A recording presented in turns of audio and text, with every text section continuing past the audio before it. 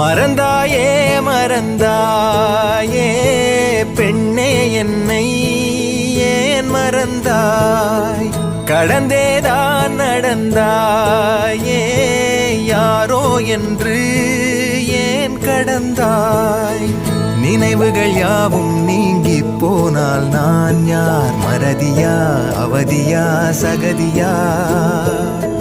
நிகழ்ந்தவை எல்லாம் பொய்யாயானால் நீ யார் ஜனனமா சலனமா மரணமா